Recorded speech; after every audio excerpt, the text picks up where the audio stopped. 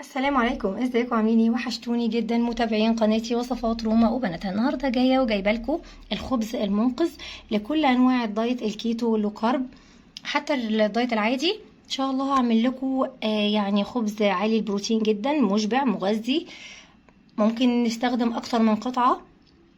انا هنا بعد ما قطعته مثلثات كده، مش عايزه اقول لكم ان احنا ممكن نستخدم اكتر من مثلث، ومش هيزيد، مش هنزيد في الوزن خالص ان شاء الله. هو بديل كده العيش التوست، نفس الطعم ونفس الكالوريز يعني. يلا بينا بقى نشوف القمر ده عملناه ازاي. حابه بس يا جماعه كده اوريهولكم من جوه، شايفين طري جدا ومليان فراغات، قد ايه هو حلو قوي يعني، ومش بمكونات كتيرة ولا حاجة. لا، ده احنا هناكل وهنشبع وهندلع الدايت ان شاء الله.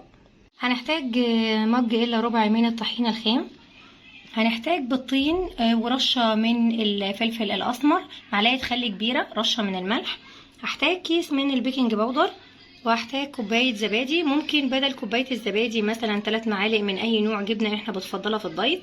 نضرب المكونات كلها كده في الخلاط.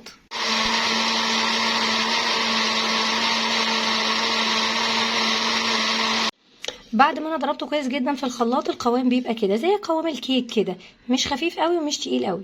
انا هنا معايا صينيه مقاس 28، صبيت فيها الخليط كده بعد ما دهنتها بماده دهنيه، وممكن بقى استعمال ورق زبده. بعد كده بقى هنضيف للخليط كل البذور المشبعه المغذيه اللي احنا لازم ندخلها في الدايت، بتعلي جدا هرمون الاستروجين، ليها فايده كبيره جدا في ان هي بتحسس بالشبع. بذور الكتان، بذور الشيا، حبات البركه، السمسم، الحاجات دي كلها بتخلي يعني بتعمل امتلاء في المعده لفتره طويله، وده طبعا بيساعدنا في الدايت. ممكن نستعمل زعتر برضو، ممكن ما نستخدمش اي حاجه دي من الحاجات دي خالص. ممكن نحط بدل كل ده اللي ما عندهمش حساسيه البان، ممكن نستبدلهم بجبنه موتزاريلا او اي نوع جبن احنا بنستخدمها اثناء الدايت. خلاص الخليط كده جاهز. هنسخن الفرن على درجه حراره 180، هندخله، ممكن ما بياخدش بالظبط 15 دقيقه، ونبدا نبص عليه. وده بيبقى شكله كده اول ما بيخرج من الفرن.